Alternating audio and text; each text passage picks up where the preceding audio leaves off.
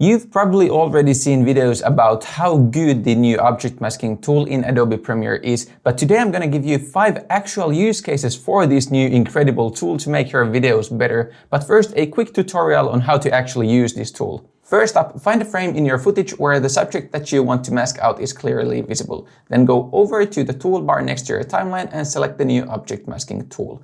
With your clip selected, hover over your footage and click on or draw around the thing that you want to create a mask for. You can then add to the mask by clicking or drawing on new areas, or subtract from the mask by holding down Option on Mac or Alt on Windows and clicking or drawing on your image. Now that you've created a selection that you're happy with, open up the Effect Controls panel and you can see your mask here on the top. If you can't see your mask in the Unassigned Masks section, you probably had an effect selected and the mask already got applied to that effect, but you can still keep on working with it, so no worries there. If you've masked out something that's moving in the frame, click on the tracking button to make the mask stick to your object. Now that you have the mask created and tracked, you can right-click on the mask and create an opacity mask out of it, or copy and paste the mask onto any effect that you have.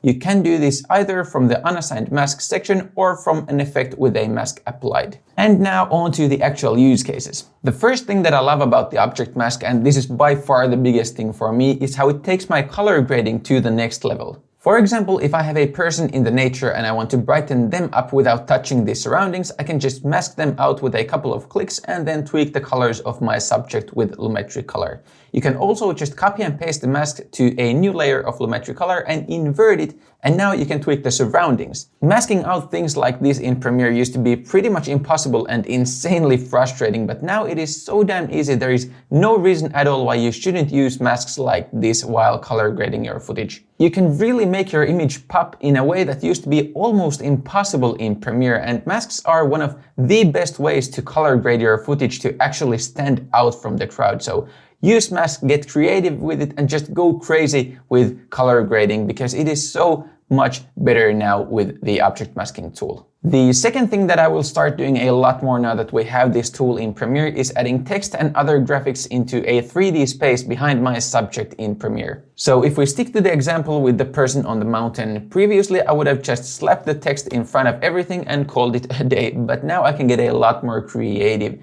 So if I duplicate my footage and move the new layer above my text layer, I can make the image a lot more interesting by creating a mask and placing the text, for example, behind the person. There is no longer a need to learn to use After Effects for an effect like this because we can do it all inside of Premiere very easily. And talking about stuff that you would have previously done in After Effects, my third tip for using this tool is cloning yourself inside of Premiere. So set your camera on a tripod and film yourself in a few different parts of the frame, and then just use the object mask to mask yourself into the same frame. And if you've ever wanted to try an effect like this, now it is the right time to do that because it could not get any easier than this. Now the next and the fourth thing that we're going to use the object masking tool for is changing the background of your footage. So this is basically like using a green screen, but you don't actually need to use a green screen. So if you have an interview shot or any talking head shot like this one right here, and for whatever reason you want to change the background, you can just mask out your subject and drop a different background behind them.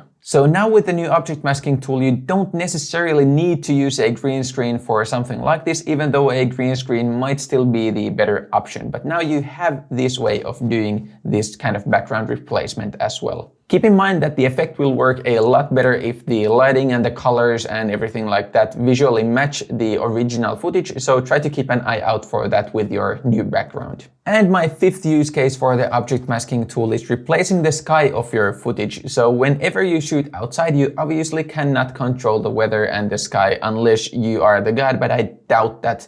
So with the object masking tool, it's now very easy to replace your sky to make it look like you want it to inside of Premiere. First off, download an image or a video of the type of a sky that you want. You can get free footage that you can legally use from, for example, spexels.com. Then mask out the sky with the object mask tool and drop the new sky footage below your original footage.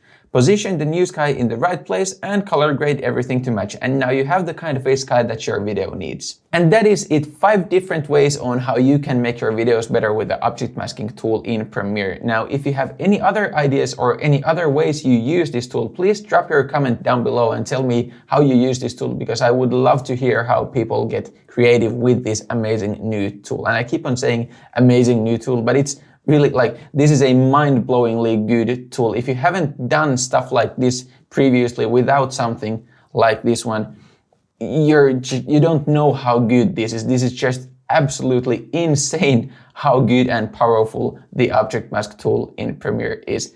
But anyways, that is all I have for today. Just drop a comment down below and tell me how you use this tool, because I would love to hear that. But yeah, that's all for today. So thank you very much for watching, and I hope I will see you in the next one. I messed that up, didn't?